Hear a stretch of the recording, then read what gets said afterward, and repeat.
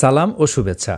নানা সমালোচনা আর দলীয় চাপের মুখে শেষমেশ কানাডার প্রধানমন্ত্রিত্ব ছাড়ার ঘোষণা দিয়েছেন জাস্টিন ট্রুডো। একই সঙ্গে নিজ দল কানাডার লিবারেল পার্টির নেতৃত্ব থেকেও সরে দাঁড়াচ্ছেন তিনি। এই ঘোষণার মধ্য দিয়ে ট্রুডোর রাজনৈতিক জীবনের দীর্ঘ এক অধ্যায়ের অবসান ঘটতে যাচ্ছে। আপনারা জানেন 2013 সালে এমন এক সময় তিনি লিবারেল পার্টির দায়িত্ব নিয়েছিলেন যখন দলটি গভীর সংকটে নিমজ্জিত ছিল। সে সময় কানাডার হাউস অব কমন্সে তৃতীয় অবস্থানে নেমে গিয়েছিল লিবারেল পার্টি। সেখান থেকে দলকে টেনে তুলে 2015 সালে ক্ষমতায় বসেন জাস্টিন ট্রুডো। এরপর থেকে টানা গত 9 বছর ধরে কানাডার প্রধানমন্ত্রীর দায়িত্ব পালন করে আসছিলেন লিবারেল পার্টির এই নেতা। পদত্যাগের ঘোষণা দেওয়ার জন্য আয়োজিত সংবাদ সম্মেলনে ট্রুডো বলেছেন, প্রধানমন্ত্রী হিসাবে সেবা করার সুযোগ পাওয়ায় তিনি গর্বিত। করোনা মহামারীর সময়ে তিনি দেশের মানুষের পাশে থেকে সেবা করতে পেরেছেন, গণতন্ত্রকে মজবুত করার জন্য তিনি কাজ করেছেন। কিন্তু প্রশ্ন হলো, তৃতীয় মেয়াদে প্রধানমন্ত্রীর পদে থাকা ট্রুডো হঠাৎ পদত্যাগের ঘোষণা কেন দিলেন? ট্রুডো এমন এক সময় দলীয় প্রধানের পদ ছাড়লেন যখন তার দল লিবারেল পার্টির অবস্থা খুবই খারাপ পর্যায়ে আছে।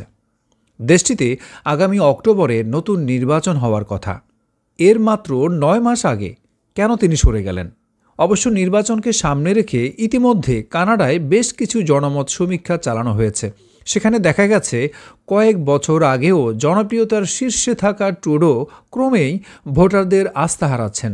এর অর্থ হল, এবারও যদি তিনি লিবারেল পার্টির নেতৃত্বে থাকেন তাহলে দলটি আগামী নির্বাচনে হেরে যেতে পারে। ফলে বিষয়টি নিয়ে বিরোধীদের পাশাপাশি নিজ দলের ভেতর থেকেও বেশ চাপে ছিলেন তিনি। লিবারেল পার্টির সদস্যরা অনেক দিন যাবৎ ট্রুডোকে প্রধানমন্ত্রীর পদ থেকে ইস্তফা দেওয়ার জন্য চাপ দিয়ে আসছিলেন। ওই সময় টরন্টোর একটি উপনির্বাচনে কনজারভেটিভদের কাছে ব্যাপক ভোটে পরাজিত হয় লিবারেলরা। গেল ডিসেম্বর মাসের জনমত সমীক্ষার ফলাফলে দেখা যায় কানাডার নাগরিকদের মধ্যে মাত্র 22% ট্রুডোর নেতৃত্বে ভরসা রাখছেন। 2015 সালে তিনি প্রধানমন্ত্রী হওয়ার পর গত 9 বছরে জনসমর্থন এত কমে যাওয়ার ইঙ্গিত দেখা যায়নি। কানাডায় রাজনৈতিক অস্থিরতা এমন একটা সময় দেখা দিল যখন দেশটি অর্থনৈতিক কয়েকটি চ্যালেঞ্জের মুখে পড়তে চলেছে, যার মধ্যে একটা উল্লেখযোগ্য কারণ হল মার্কিন যুক্তরাষ্ট্রের প্রেসিডেন্ট হিসেবে ডোনাল্ড ট্রাম্প শপথ নিতে চলেছেন আগামী 20 জানুয়ারি। তিনি আরও বলেন, ট্রাম্প বলেই দিয়েছেন যে কানাডা যদি অনুপ্রবেশকারীদের এবং বেআইনি মাদক আমেরিকায় প্রবেশের উপরে নিয়ন্ত্রণ না করতে পারে তাহলে কানাডা থেকে আসা পণ্যের ওপরে তিনি 25% কর আরোপ করবেন। এই পরিমাণ কর কানাডার অর্থনীতিকে শেষ করে দিতে পারে। বিষয়টি অনুধাবন করতে পেরে কিছুদিন আগে পদত্যাগ করেন কানাডার অর্থমন্ত্রী ক্রিস্টিয়া ফ্রিল্যান্ড। এই কঠিন চ্যালেঞ্জ আসলে কতটা অনুধাবন করতে পেরেছেন ট্রুডো সে ব্যাপারে সন্দেহ প্রকাশ করে ডিসেম্বরের মাঝামাঝি হঠাৎই ইস্তফা দেন দেশটির অর্থমন্ত্রী ক্রিস্টিয়া ফ্রিল্যান্ড। বলছিলেন জেসিকা মার্ফি। মূলত এই ঘটনার পর থেকেই ট্রুডোর উপর পদত্যাগের চাপ বাড়তে থাকে। তৃতীয় মেয়াদে প্রধানমন্ত্রীর দায়িত্ব পালন করা ট্রুডো বলেছেন, বিশ্ব বর্তমানে একটি জটিল সময় পার করছে। এমন একটা সময়ে কানাডাকে সঠিক পথে পরিচালিত করার জন্য দেশটির পার্লামেন্টে নতুন নেতৃত্ব প্রয়োজন।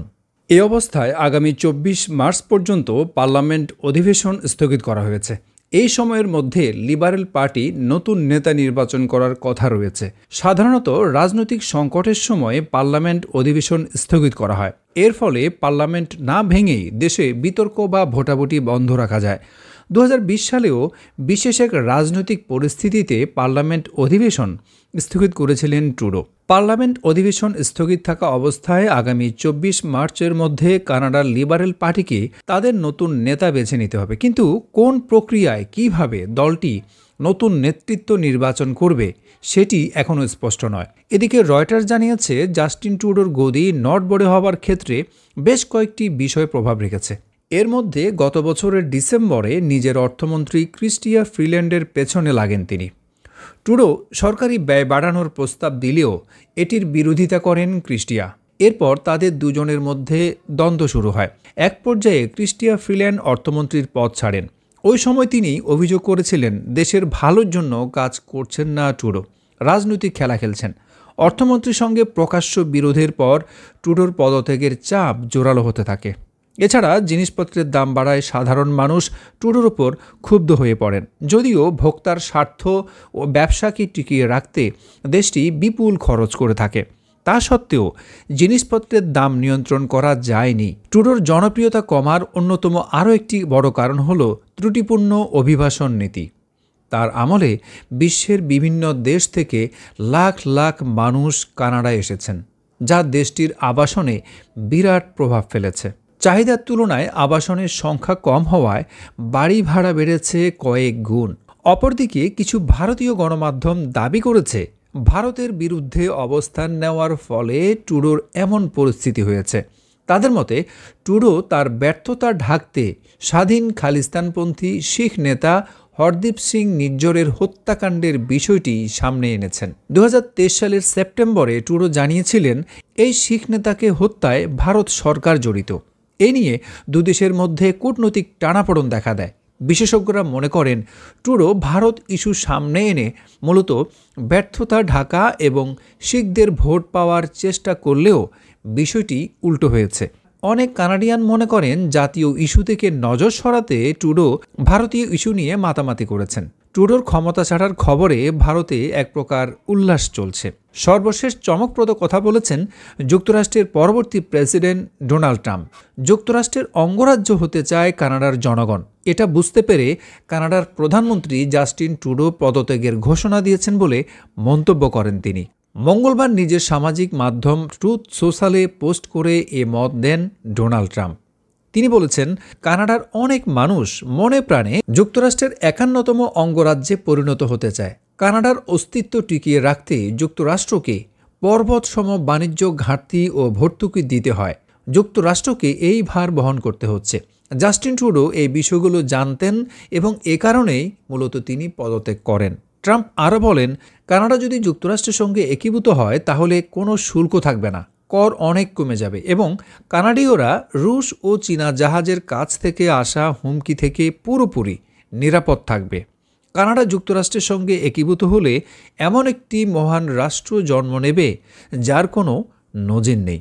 দর্শক, জাস্টিন ট্রুডোকে সারা বিশ্বের গণতন্ত্রকামী মানুষ অন্যতম ভদ্র মানুষ হিসেবে জানেন। তরুণ প্রজন্ম তাকে অনেক পছন্দ করতেন। সে যাই হোক, তিনি আর এখন বিশ্বনেতা নন। পদত্যাগ করেছেন এবং রাজনীতিও ছেড়েছেন দলের প্রধানের দায়িত্ব। জাস্টিন ট্রুডোকে নিয়ে আপনার কোনো মতামত থাকলে কমেন্টে অবশ্যই জানাবেন। আজ এ পর্যন্তই। ভালো থাকবেন, সুস্থ থাকবেন। আল্লাহ হাফেজ।